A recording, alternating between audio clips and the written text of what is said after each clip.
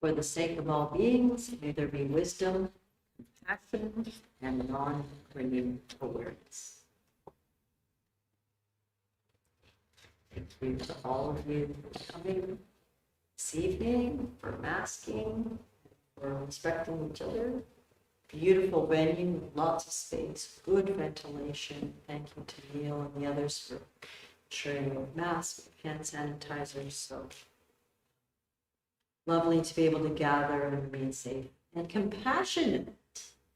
You know, whatever our views are about the numerous decisions we each have to make, our feelings may evolve, they may shift, they may change. I think it's very helpful to remind ourselves, we all have an interest in the Buddha Dharma, in meditation, in training the mind, that each of these decisions, can we inform it with compassion? Right? What's the compassionate thing to do for self and for others?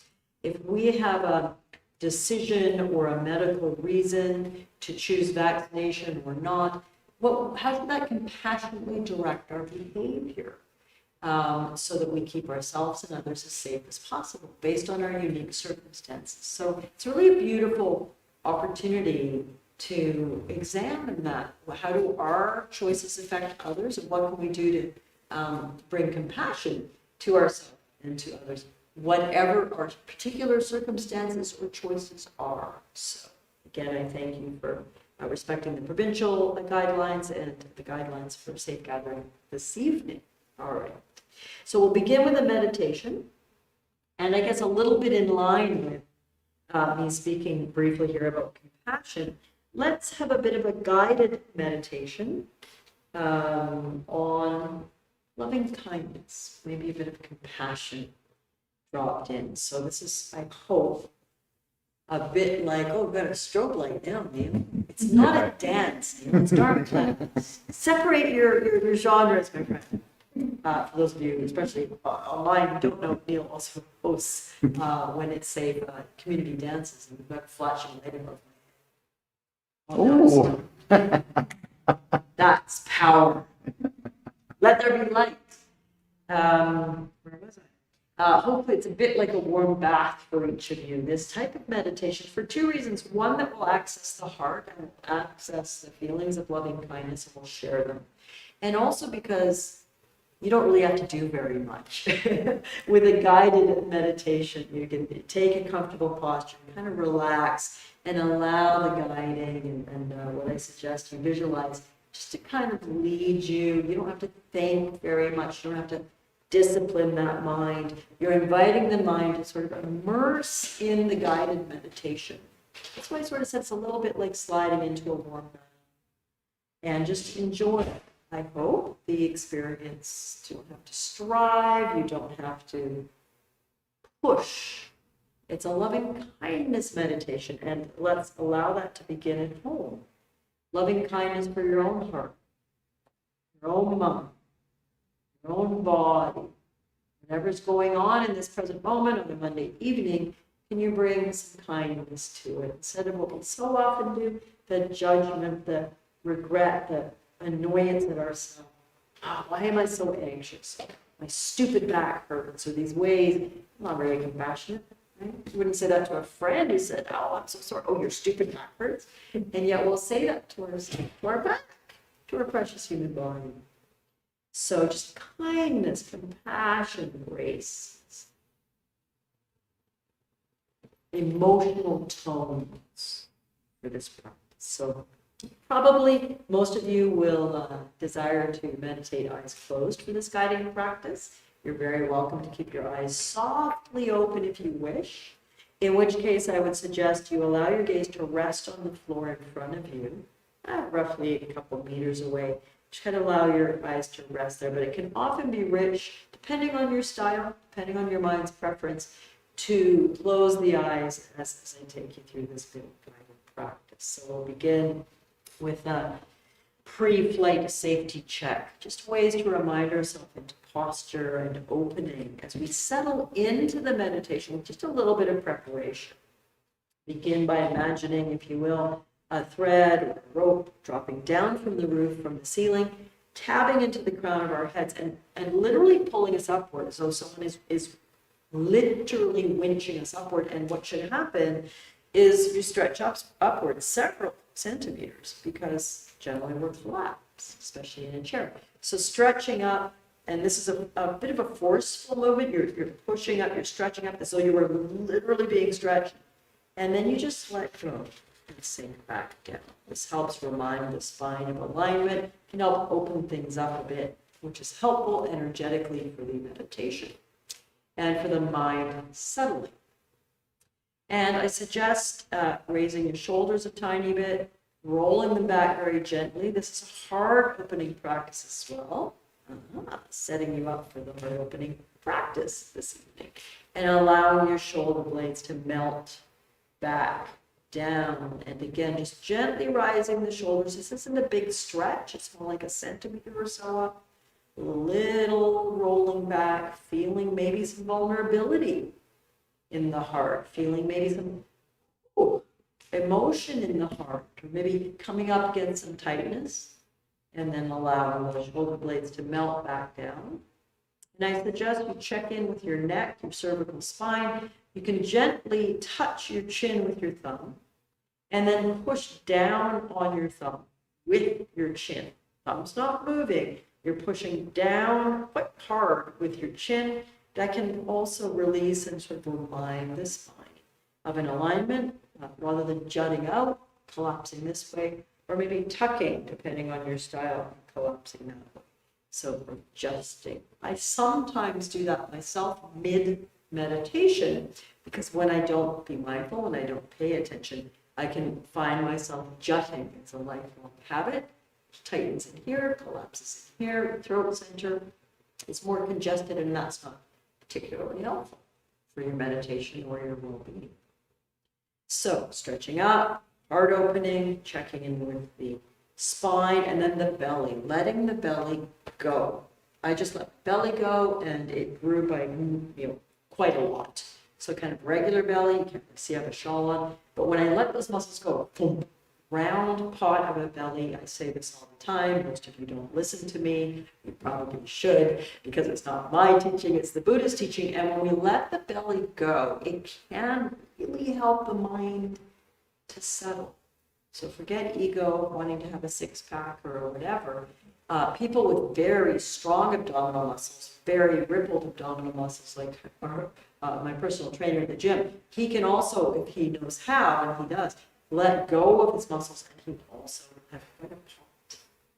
Belly like a pot, as I think I mentioned last class, the Chinese laughing Buddha statues. He's quite a chubby personification, iconography of the Buddha, and it's got a big belly. It's not because he's a glutton. That's a symbol for the releasing of the belly and the settlement. Straightening, opening, checking, letting go. And the fifth thing I would encourage you to do before each and every meditation is imagine or place the ghost of a smile on your lips. The Mona Lisa smile, the Buddha smile. You can come look at this statue after if you like. It's just a touch of a smile. It changes your neurochemistry and can help the mind concentrate and drop into deeper states. None of this is fanciful. It's all very descriptive to help support your meditation. That pre-flight safety check. We are in our aircraft and we begin our journey, one breath at a time, through this meditation this evening, which is a meditation on loving kindness. And I invite you to begin the practice by imagining in your heart center a small glowing pale rose pink ball of light. You can open your eyes if you wish to see where the heart center is, heart chakra in yoga practice, the solar plexus, diaphragm, etc. Different places, but you want it right about here. And I actually invite all of you to place your palm on your chest and to push with some pressure So the flesh of your open palm is contacting that chest wall. This can start to stimulate. It's an important thing. If you wish, you can leave one or both hands there through this meditation. Or if you find the mind drifting, you get lost, come back to the heart by placing your hand there and refreshing that focus on the heart center. So imagining, if you will, floating in the center of your body, at the heart center, is a small, pale rose-colored ball of light. Often it may arise in your imagination, in your visualization, about the size of a golf ball or a ping pong ball. Yours might be a soccer ball. It's no problem. Don't judge it. Leave it be. But really imagining a ball of warm pink light radiating from the heart center. And the rays of that light, warm, they are healing, they are nurturing,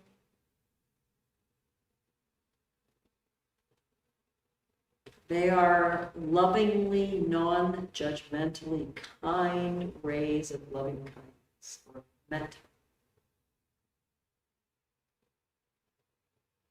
And as you relax in a supportive and yet fluid posture, for a few moments, just allow that sense. You can be visualizing the glowing, pale pink light. If you're more visceral, you may imagine a sense of light and warmth at the heart. Placing the palm there, if that helps awaken that feeling. And conceptually, just with a light touch, you can drop in the concept that these rays are loving kindness. And on your natural in-breath, not altering the pace or depth of your breathing at all, just allowing the body to breathe as it is. Imagine you're breathing in to the heart on the inhale and breathing out from the heart on the out breath.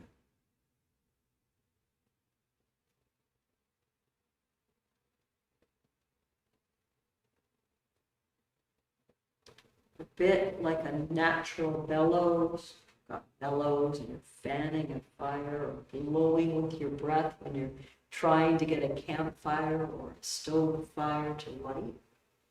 Imagine that as you breathe into the heart, that pale pink ball of light glows more brightly. It's infused by the energy of your breath.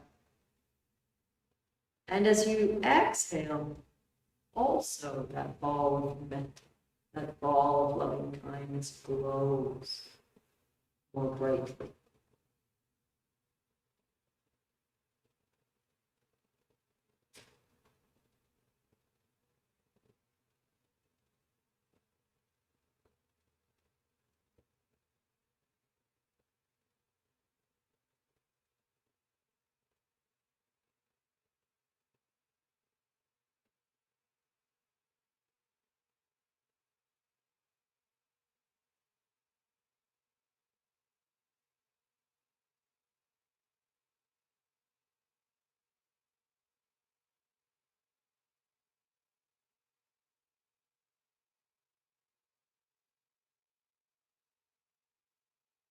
And as that warm, pale rose pink ball of light starts to glow more brightly, the light rays radiate more fully and start to spread through each of our own bodies. And I invite you to visualize that, to imagine the warmth, healing light spreading through your body bit by bit. So from the heart center, beginning to shine downward, filling the lower part of your torso, the inside, belly, the internal organs, the back ribs, the spine. The light of loving kindness shining downward, filling your buttocks, your hip, the bowl of your pelvis, your genitals.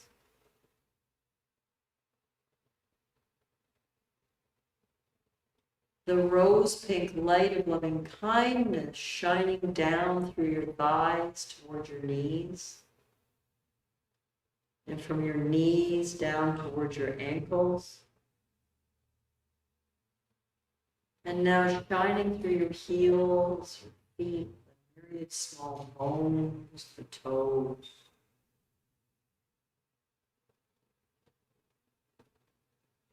Healing and releasing.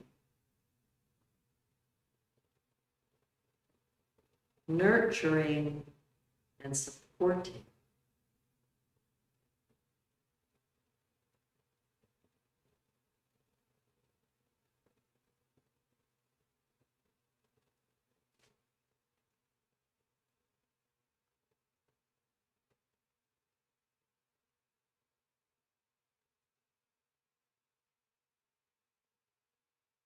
And then gently placing your attention back on the heart center, allowing the body to breathe in its natural rhythm right now.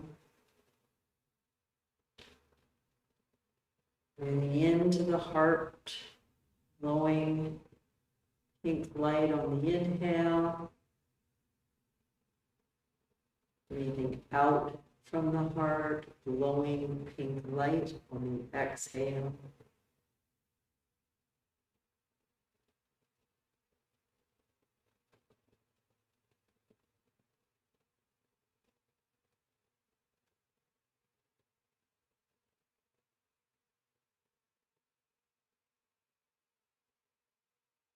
And now imagine that light, loving kindness, compassion starts to fill up the sides and the front and the back of your body. In that heart center, mid-upper torso, until that whole area is filled with this beautiful light.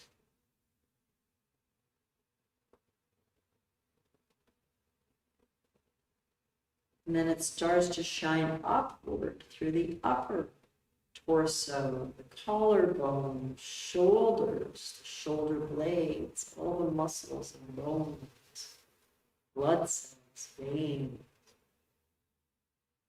Shining upward to gather at the shoulders, and then that warm, molten liquid light, loving kindness, healing, and compassion flowing down from the shoulders towards the fingertips and the thumbs, gradually filling each of our arms, hands, our fingers.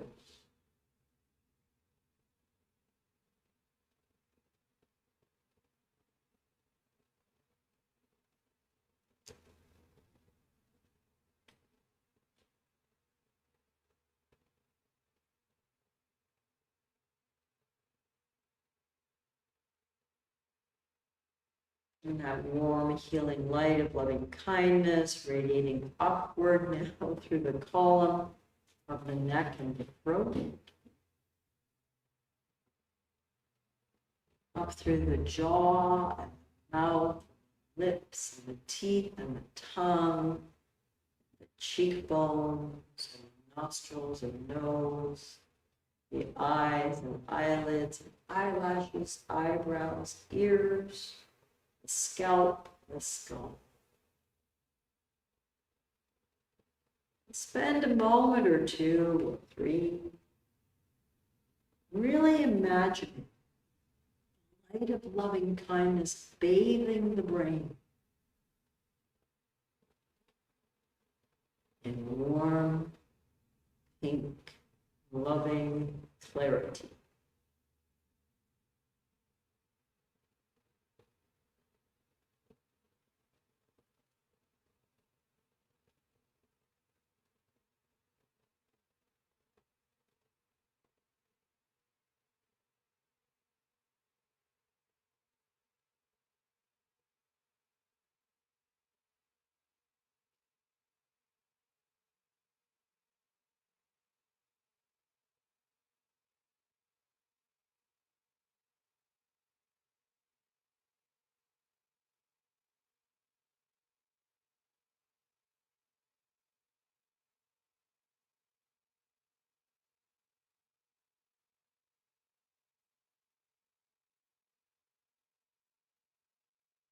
our entire body, the tip-top crown of the head, to the very tips of toes, fingers, is filled with the warm, rose pink light of loving kindness.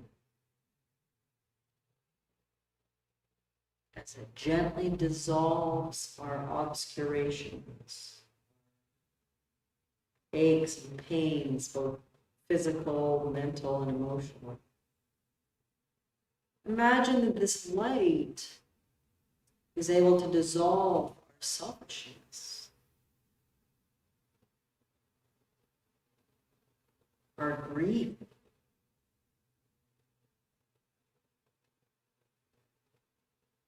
our impatience, our anger,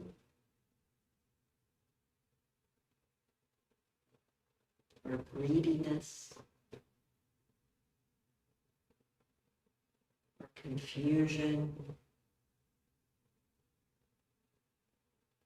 our anxiety.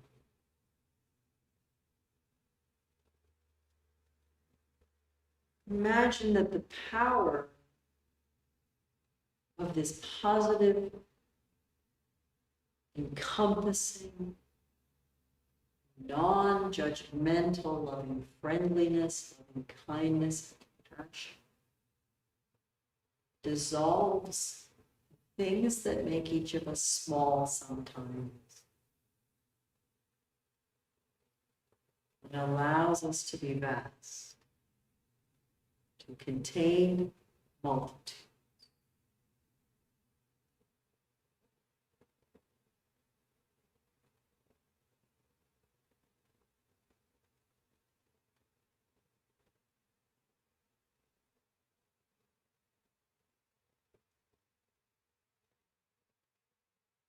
Let's rest in that for a period of time. If you wish, you can focus on breathing in to that glowing ball of light with the in-breath, and exhaling, naturally letting go from that ball of light with the out-breath. With the inhale and the exhale, intensifying the light of loving kindness.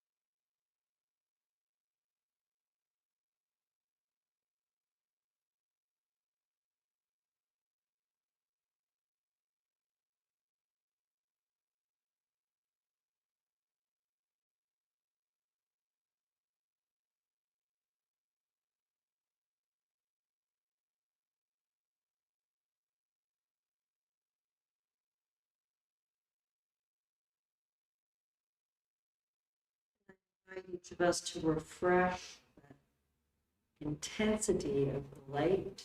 If helpful, place your palm on your heart center to awaken it. And each of us has an awareness that we're not alone in this world. We're not alone in this room.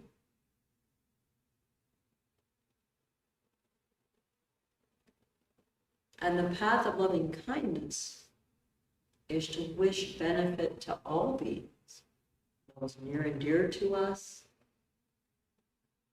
those neutral to us, persons we don't know, maybe someone we glimpse walking down the street as we're driving by, and even to those we might consider an enemy, persons we have personal difficulty with, or who seem to be and may well be perpetuating acts that are dangerous, even lead to people's deaths. It's very easy for us to feel aversion to others sometimes.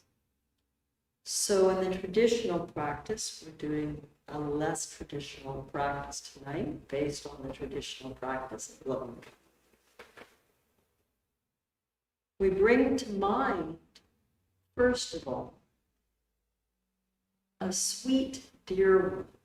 And the instruction is, probably you don't pick your spouse or your parent, because those are very dear people. We will get to them next. But often those are a bit more complex in terms of a relationship. The instruction is to bring to mind a being with whom you feel a very gentle, sweet, loving friendliness to. It might be a grandchild, a grandparent. Might be a dear friend with whom you have a very easeful relationship. There's not much nuance or regular human difficulty there. It might be someone nearer than that with whom you have a very easy relationship. It might be a four-footed friend or a winged being that when you think of them, it just feels gently sweet. Just, kindness, feel affection, feel friendliness towards this being, who you may also love very much. But it's not a sticky, it's just, it makes me smile. I'm bringing to mind my niece, who's 18 and off to a very prestigious college in New York State tomorrow. I had lunch with her yesterday, and I just felt this sweet, uncomplicated affection toward her. So bring someone two-legged or four-legged or slithery to mind. And imagine that being.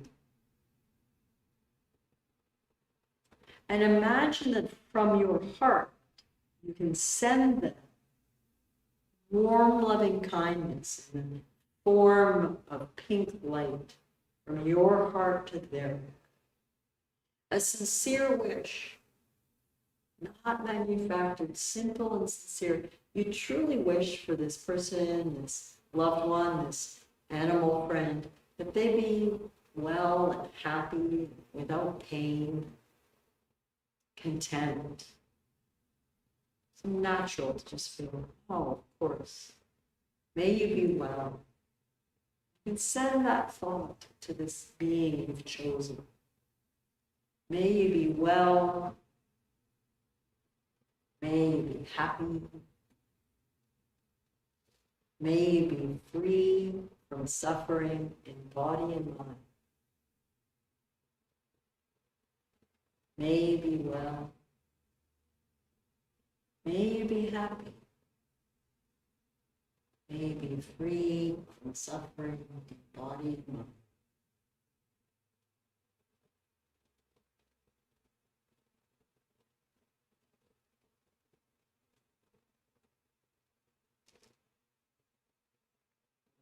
Pushing, without manufacturing, simply contacting that sweet nectar of gentle, loving friendliness,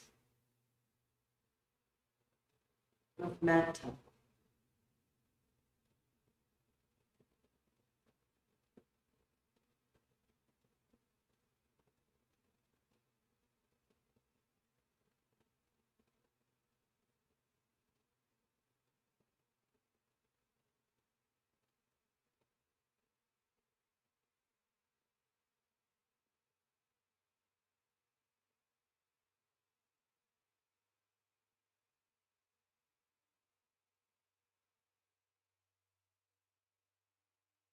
Gently let that fade away.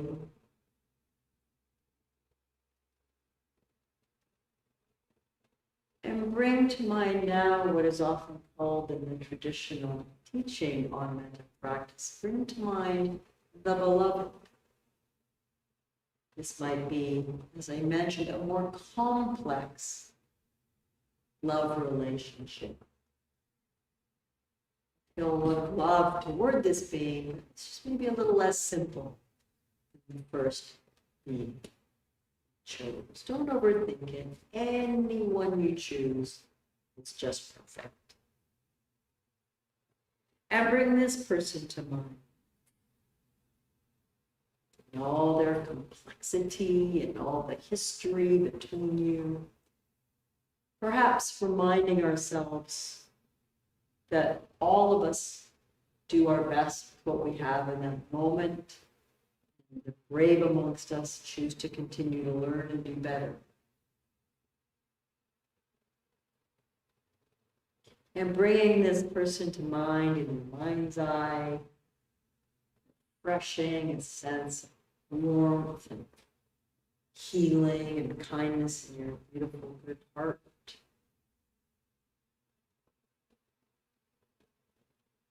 Imagine sending out from your heart to their heart your literally heartfelt wishes.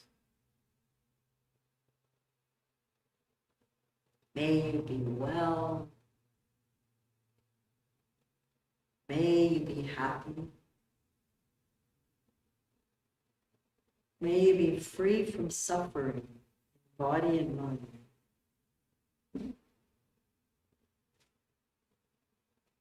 May you be well. May you be happy. May you be free from suffering in body and mind.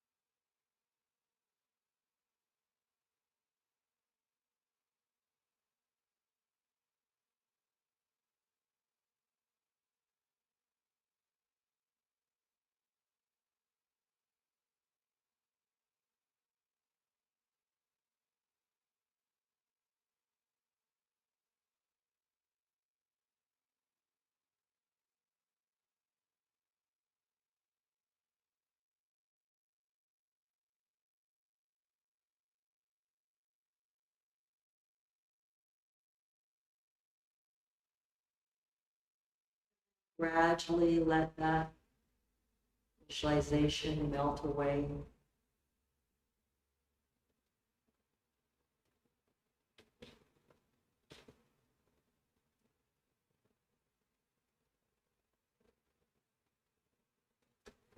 And then I invite each of us to bring to mind a neutral person. And for tonight, I'll ask each of us to select one person in the room.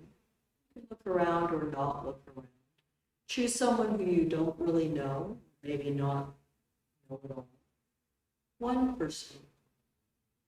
And imagine refreshing the glow of metta, loving kindness. And imagine sending that, might be in behind you, you're sending it out the back of your body from your heart center. You might be sending it out on the diagonal, or left or right. But choose one person and send to them this more or less, or perhaps complete stranger, your heartfelt wishes for their well-being, knowing that this person, whose name you may well not know, has had incredible trials and suffering in their life. They've had wonderful fortune and glorious experiences in their life. You have no inkling of the stories, the steps, the journeys they've had, the losses, the gains. And refreshing that sense of loving kindness, imagine beaming from your heart to their good heart. This reasonably neutral person, may you be well. Truly wish you wellness. May you be happy.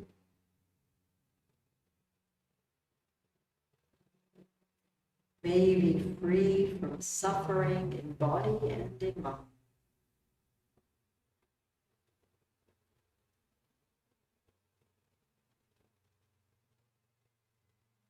May you be well.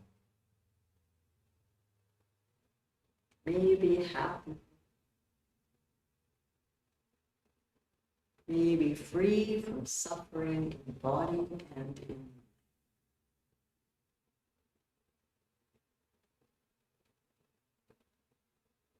And then expanding to every being in this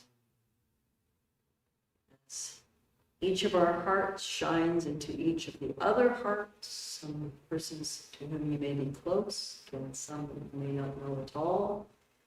May we be well.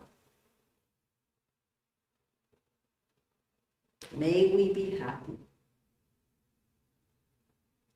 May we be free from suffering in body and mind.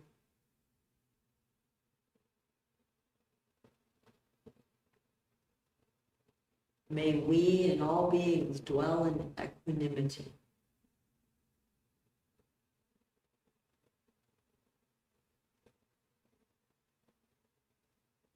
May we be well. May we be happy. May we be free from suffering in body and mind. May we dwell in equanimity, not choosing some and rejecting others.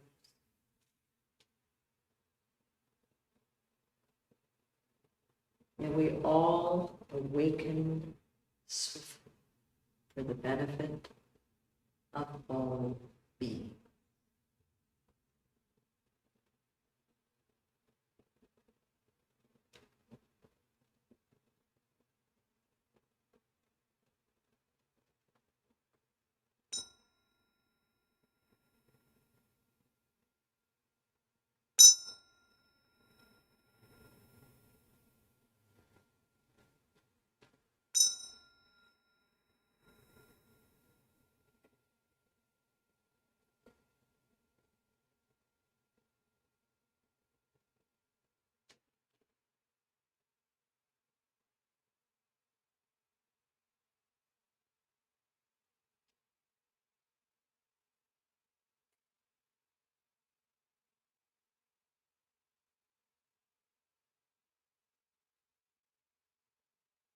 Just taking a moment to check in with the heart,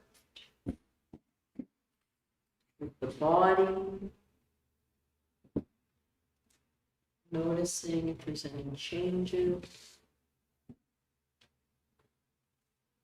And feel free to stay with your meditation and listen to the talk. Sometimes just letting the words come and go as you stay in a state of calm, loving kindness. So I want to tell you a bit of a story to kick off this evening about one of our two new kittens. And this particular kitten is called Zigzag Ziggy for short. And he's already earned the nickname Zigpig. I've never seen an animal crave and desire and fall upon food like this kitten. We adopted them about a month ago from a rescue organization. They were about 4 months old, him and his brother. And they were discovered, Ziggy was left presumably by his mother. She either abandoned him or died, or met fortune, or maybe was too young to know what she was doing. But a farmer called the cat rescue to say there's this little wee kitten, and it's been sitting in the window of my barn for 2 days. and ain't nobody coming for it. So he knew this cat rescue. There was a large cat colony on his property. That cat rescue spends time safe trapping the adults, spaying and neutering them, and letting them go. And when they can get kittens, they bring them for care and rehome them when they're ready.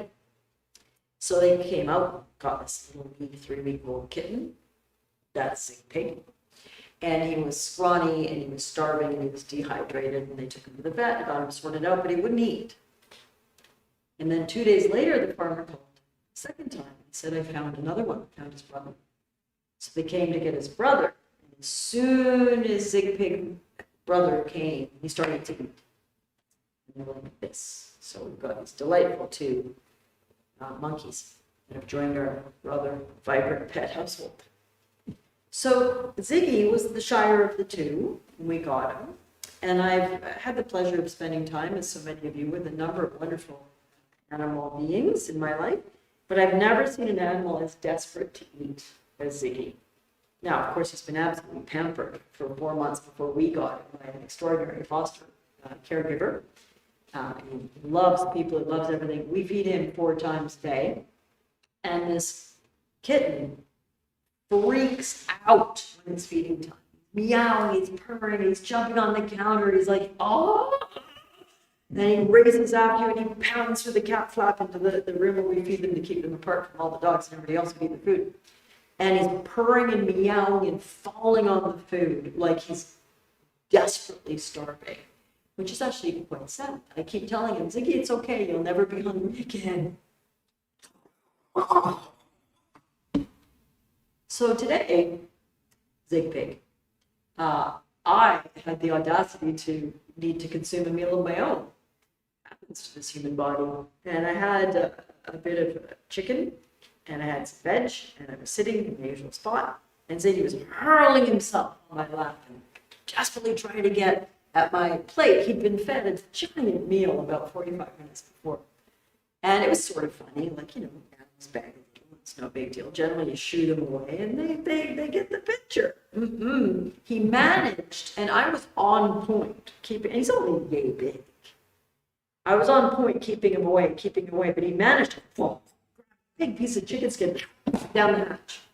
I'm like, Zig, get out. So I thought I've got him, handled, and then he dives on my plate and grabs a giant chicken bone.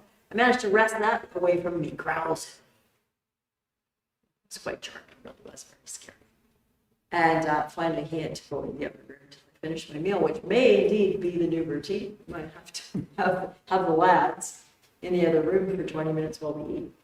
Why do I tell you this story about a greedy kitten, Zig Pig, the charming kitten? It's lovely brother. Because as I was watching this, I was thinking how much that's like us. When we feel through our conditioning, our history, the things, the trials and tribulations each of us have gone through, we can get very fixated on certain things that we are certain will take care of us, We're certain they will make us feel better. We're certain they will make us suffer less. And we often get that single-minded intensity that this little fluffball had today. Almost desperate, despite the data. He's in his second wonderful home since he was 3 weeks old. He had 3-4 months with the foster, and then he's doing rather well at our place, Kitty Utopia. But there's still the programming for this little 3-week-old fella who was hungry and didn't know where the next food would come from. He isn't probably, we don't know, because none of us yet quite know the animal mind. We may get some surprises one day. We don't quite think he conceptualizes it. Well, I used to be hungry and I might not eat again, but it's just in there, right? Does that sound familiar? How many of us in this room have some sort of triggering, to use a psychological term, around certain things? Maybe you had a parent who was pretty verbally abusive and yelled and hollered at you a lot, and you flinch when you hear any kind of raised voice, even if it's raised in excited positivity, like, Neil, it's so good to see you. If you've got programming around loud voices, you may cringe from that. If you've got programming around being a hungry teeny little fluffball, you've got programming around that. You've got conditioning. The Buddha said, everything that is conditioned can be unconditioned. Everything that is built can be unbuilt. This is very good news. It fits to a large degree with psychological theory. Those of you who don't know me, I'm a psychologist by training, as well as having the honor to share Dharma in my own imperfect way when I can.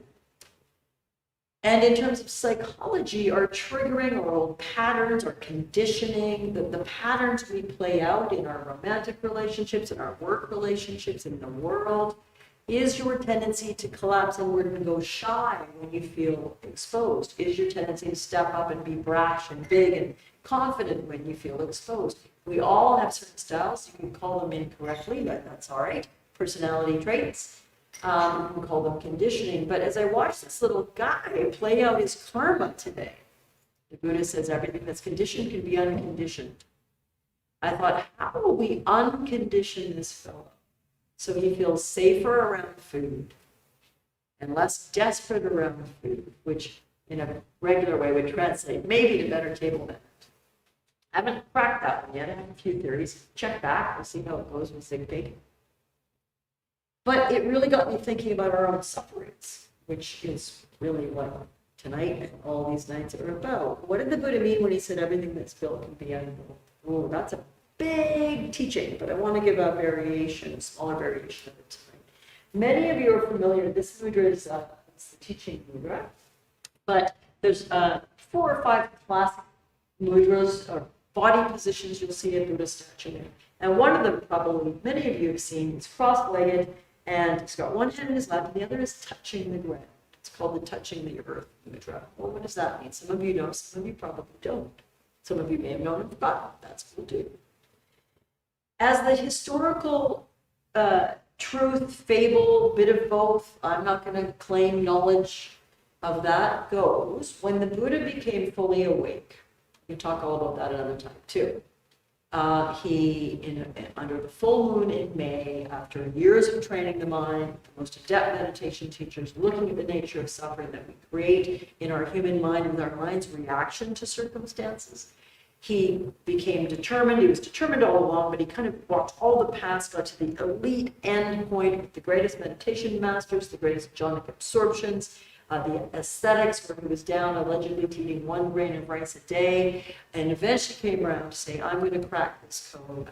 I will not get up from this spot under this Bodhi tree until I know the nature of suffering and the end of suffering. And then he went through many trials and tribulations as he sat under that full moon, under the Bodhi tree. The Mara, so the temptation of the 3 poisons came to him all night long, with fearsome armies and deadly snakes and dancing girls and concubines to tempt him. All the things that happen to each of us in the dark night of our soul. Our greed, our fears, our demons come out to play. Our temptations, you're this close, you've planned a 6-month retreat, you've aligned it all up, and then you get tempted by, I could put it off, and I could go traveling with my friend, so maybe I'll just wait. The temptations, the lures, the fears, the monsters. Buddha sat stoically through it all, watching the mind, seeing through the illusion of, like Zigpig's illusion, that he's going to be hungry all the time. His belly's freaking full, trust us on that. But he has an illusion that he's not okay. By the way, he's a very happy, well-adjusted kid. He has 0 anxiety or anything. It's just a little hinky around food for 5 minutes a day. So can we help our own Zigpig mind see through the illusion that I'm not safe unless I accrue X amount of monies in my RSP? I'm not safe if I put in motion a plan to leave my soul-sucking job that is, draining me of everything that I value and move towards something that might not be as financially secure, but will be more awakeningly rewarding. What if we leave that relationship that is good, but maybe not right for us? All these decisions, small and large. Should I move? Should I look for a different place? Bigger windows?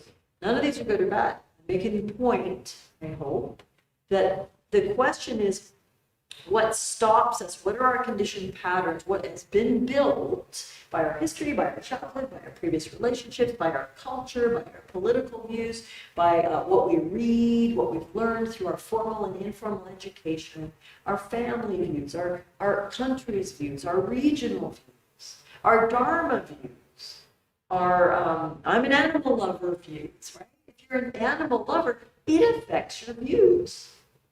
I'm biased. Clearly, I'm an animal lover. I happen to think it affects our views in a positive way. I'm very conscious about what animal flesh I eat. It's minimal. It's very ethically sourced. It's clean killed at night when the chickens are very sleepy and they suffer way less.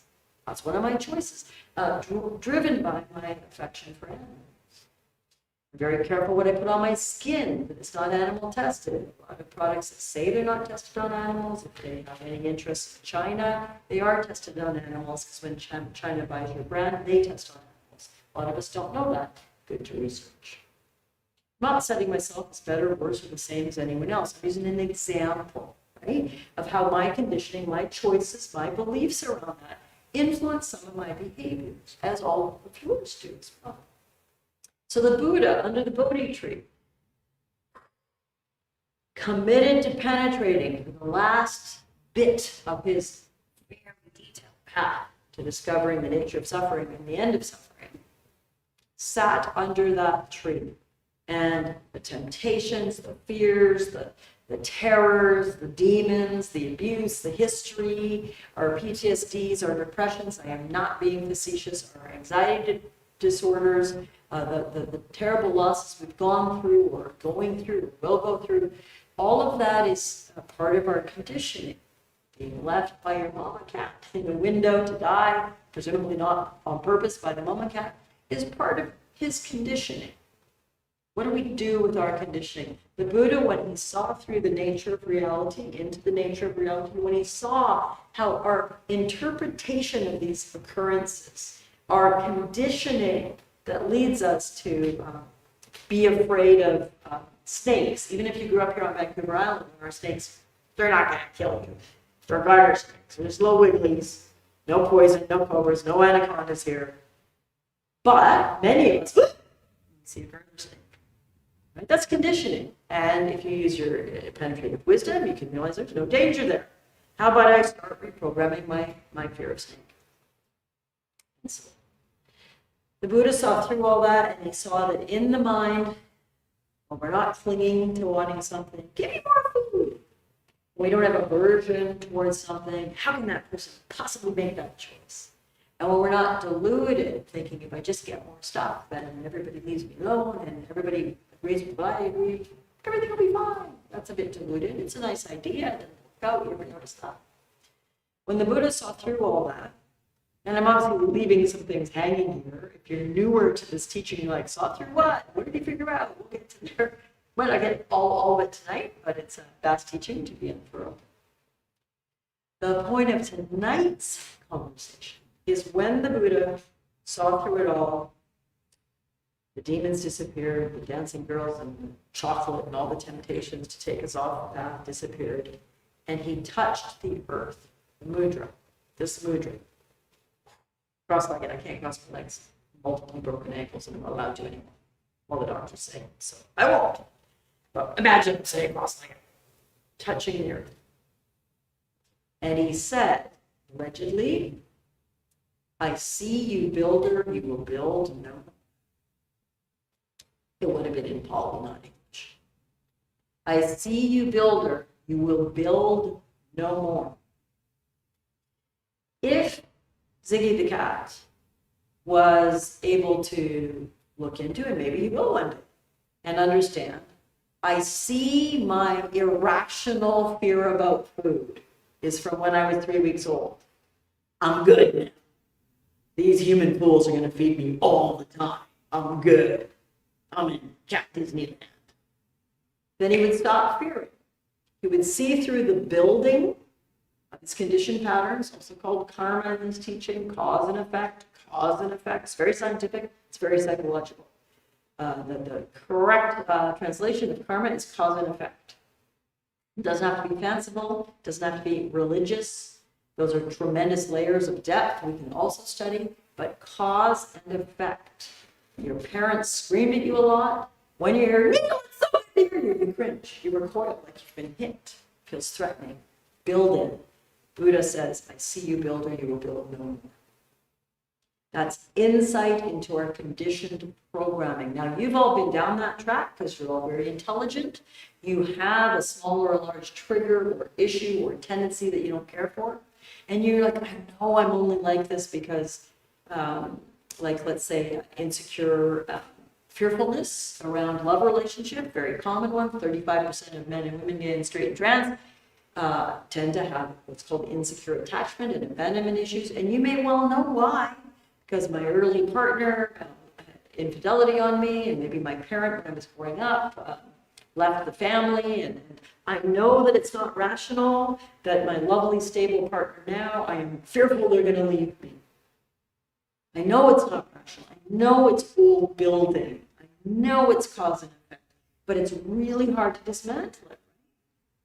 So this, I'm just going to say it, this rather lucky kitten, like all of your animal friends, have got these doting homes of safety and security and very expensive, delicious cat food. If he could only see through the building, he'd go, oh, I'm good. I don't need to steal Cheryl's chicken. I just had a big meal, my belly's full, and there's endless meals coming. 4 times a day right now. That's around a growing spurt. We're like a sick pig. Except maybe you guys are slightly less cute.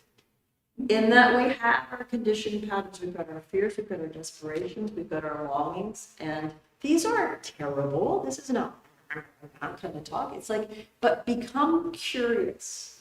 What buildings, building my patterns, my beliefs, what I like and don't like, which ones are we not examining? You know? Which ones are we taking for granted as truth? Well, what they are, it's conditioning. And Shakyamuni Buddha, I see you, builder, you will build no more. That is a very profound sentence. We can unpack many times, but what he's essentially saying is, I get it. I get that when we suffer, it's because of causes and conditions or things that have happened or are happening that we misinterpret and we hang on to, and we build upon them. And then they lurk like giant backpacks filled with bricks, and then we wonder why our bloody back hurts. So we're carrying fears, we're carrying resentments, we're carrying ideas, maybe some of them somewhat accurate. But I was watching something today, just a regular show, and there was a line where someone, it's about a university dean and whatnot. And there's a line where someone goes to make a complaint at human resources at a university because they've been moved into the basement to a horrible, crappy office. And they go to the young woman who's sort of the funnel, the beginning of the funnel to have your complaint, your human rights or human HR complaint put forward. And the person says to the woman, I've been moved to this terrible environment and it's really awful. And the young woman taking the complaint says something along the lines of, something about whether that's true. And the elder person says, of course it's true, it's based in fact. And the young person says, truth is a slippery concept. Arguably a very intelligent thing to say. It's true that all people who vote X are this way. Right. Get a bunch of liberals in the room and they're all going to be the same, think the same stuff. Get a bunch of conservatives in the room, they're all going to think the same. Not to mention those NDP folks, they're all going to think it's just stupid. It's unintelligent. But so much of what we think of as true is stupid and unintelligent. It's a repetitive thing there. And that may piss some people in the room off, but I'm willing to do that if it helps us think. I would put forward, I'm not going to put this forward as a fact, I'm going to put it forward as an experiment, that basically every view we have, if we really examine it, has some holes in it. That's freeing. That should be liberating, not scary. Although it's also scary because we can hold on to those views and they help us feel safe and define ourselves and know who we are. I see you, builder, you will build no more, was the Buddha's saying. Everything we think, feel, believe, experience comes from causes and conditions. Therefore, none of it's permanent, and we can unbuild it. If Neil doesn't, by the way, I know his parents, they're lovely, but if he'd grown up with parents who hollered at him all the time, he probably deserved it, but I don't think they hollered at him. And now I say, Neil, it's good to see you. And he's like, oh. He's like, okay, that's old building. I know that was an enthusiastic, loving greeting from a friend. And he could work. Here's where it gets tricky. You all know this. Simply wanting to change a pattern we know is maybe not accurate. Like, I don't have to have a panic attack every time I see a garter snake. Knowing that doesn't really change it that way. No, because it's a conditioned pattern in the body, in our physiology, in our neurology. The body recoils and jumps a foot away from a rope or a cord in the peripheral vision, thinking it's a snake, and we're like, oh, it's so foolish. But it's hard to unbuild. It's not impossible. I see you, builder, you should build no more. Take that really seriously, please. Not from me, but from the Buddha. That's the first thing he said when he figured it all out. The first thing he said after the dawn of full awakening was, I see you, builder, you should build. Interpretation, I don't know how he said it. That's why there's a lot of statues. None of these things, the smile, the Buddhas, they're not just beautiful art or representations. They're teachings. They're teachings for us to contemplate. So get curious when you see a Buddha statue. Why is it like that? I wonder what that means. And then ask someone who may know. I may not know all of them, but Google usually gives you an answer. What is the hand Buddha of this? All of these are teachings. So whether you're a kitten who's stealing my food, whether you're a human who's afraid someone you love will lie to you, even though they've given you zero reason to think they'll be dishonest, but your old programming tells you people can't be trusted, especially people I'm sleeping with, or whatever it is. Know that the Buddha blazed the trail to the knowledge that we can unbuild those patterns. Again, I want to point out that there's some overlap to psychotherapy, to self-knowledge, to, what's the phrase I'm looking for? Personal development. Goodness, those of us who had a physical injury or disability or any physical issue, you go to your physical therapist, your trainer, your gym, and you try to rebuild, right? Rebuild what's not working quite right. You try to change the patterning. Maybe of how you're using your posture if you've got a chronic neck ache. Maybe how you're rehabilitating an injury, how you work with a body that's slightly differently abled. Reconditioning, reprogramming. Neil, when you began yoga, did you rebuild some of your previous patterns of how you were in your body? Yeah, of course. Would it have happened all by itself? Most of it not. Right? But you took on an exploration of rebuilding, and were, I think, quite amazed at what the body could then do, that it hadn't been rebuilt, reinvited, or taken out of its conditioned patterning to discover it could do something different. That's our minds, that's our hearts, and that's far too often our behavior. I doubt I'm the only person in the room tonight that has certain conditioned patterns around my behavior that I don't care for. Certain temper tantrums the odd time. Certain instant judgments of others sometimes, certain selfishnesses or ignorances sometimes. Maybe I'm the only one, so that's awesome. You guys are great. And when I catch them, when I notice them, there's this freedom that I can choose to say, this too can be unbuilt. I wish it was a one-time thing. You all kind of nodded when I said it's not easy. Is it just because you know that's your pattern to yell at other drivers with obscenities if they do something you don't care for, but forgive yourself really quickly when you make a driving mistake, right? Hypocrite. Look at that idiot. Oh, oops, I did that. Oh, it's okay. Everybody makes mistakes, right? Know knowing you'd like to maybe change that instant judgment and anger towards other drivers, probably won't change it every time, but it gives you the freedom to work with it. Oh, hang on. Maybe they were distracted, maybe they're worried about their kid, and maybe that wasn't their best moment. Maybe they're like, oh, I shouldn't have cut in so close to that nice person. I see you, builder, you should build no more. Whether you're a kitten, whether you're an allegedly fully fledged adult, like all of us are, we're not awake yet. We haven't fully got to unbuilding. But the beauty of this teaching, of working with the mind, of hearing these teachings, of contemplating these teachings, take this to the streets, your experiment, your homework, your practice for the day to come, the weeks to come. We'll be back together, those of us that choose to be, in 14 days here, is to start noticing, oh, where's this pattern come from? Where does this tendency come? Is this wholesome? Wholesome, defined in Buddha Dharma, would be, does it reduce suffering for self and others? If it reduces suffering for self and others, it's wholesome. Or is this unwholesome? Does it increase suffering for self and others? Well, screaming obscenities at a driver who probably can't hear you anyway, does that reduce your suffering?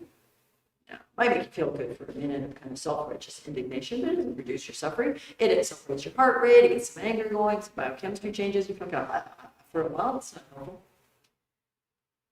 The experiment is, where has this come from? Where is this? Why? Why is this cat desperate for food when it's had a ridiculous amount of food 45 minutes ago and it's satiated? Old patterns, just like us. What are we hungry for? Attention, security, money, dharma, friends, better health, less pain. I'm not saying any of those are particularly foolish. Some of them can be very skillful to manifest and cultivate in our world.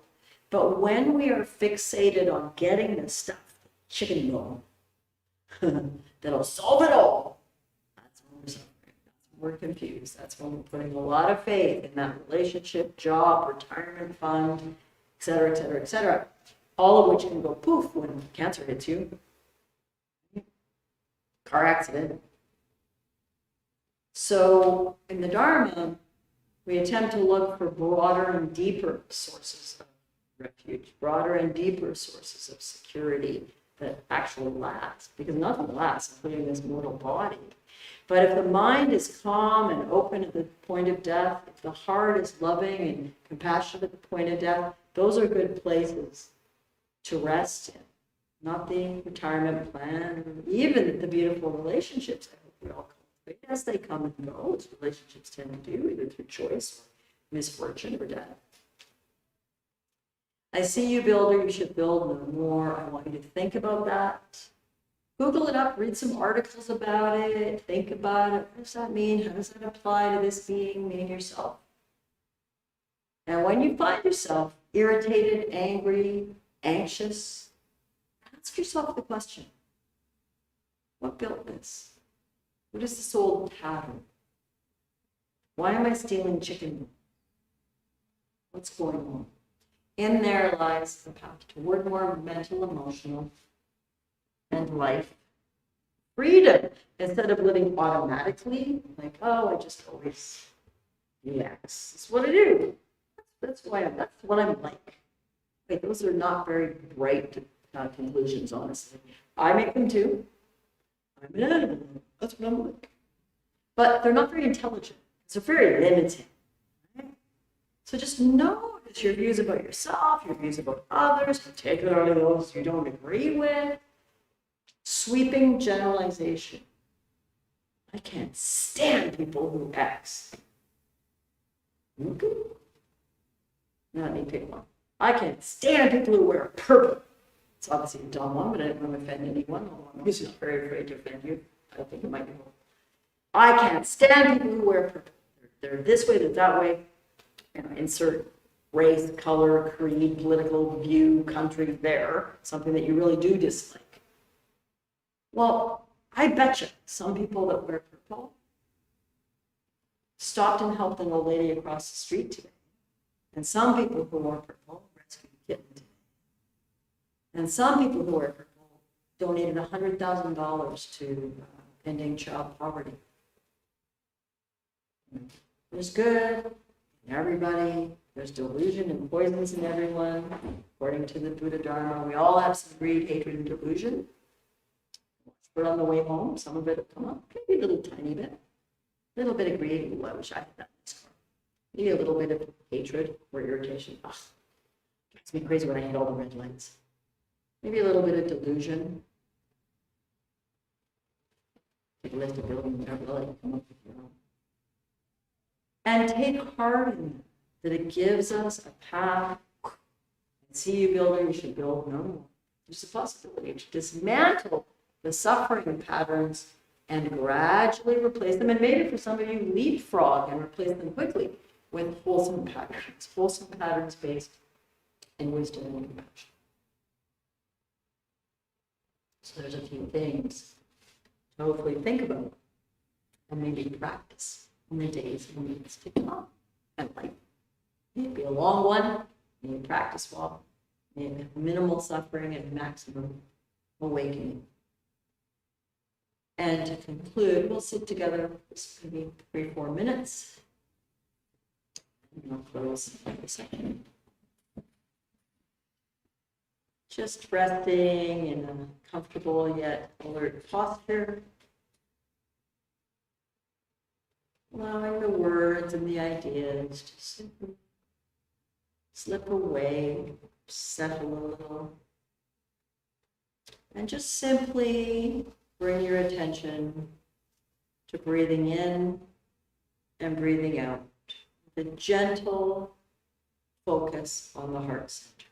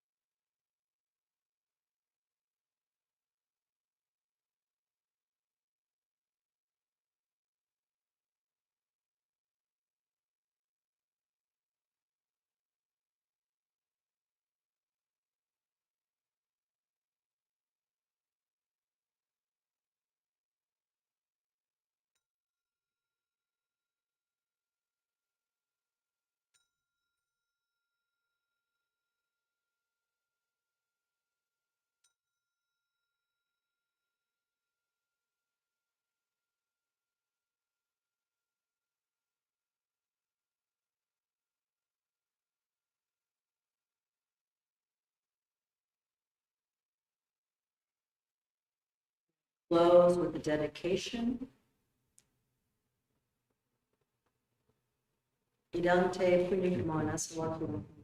Dante Punikamana Swakyon Votu, Dante Punikamana Swakyon Votu, which translates more or less into by the merit of this strengthening activity of sitting together and hearing the Dharma, may there be a cessation of the defilements, greed, hatred, and delusions for us and all beings. May all beings be well, and all beings be happy. May all beings be free from suffering, and may all beings dwell in equanimity, understanding we all are conditioned beings and judging each other less harshly.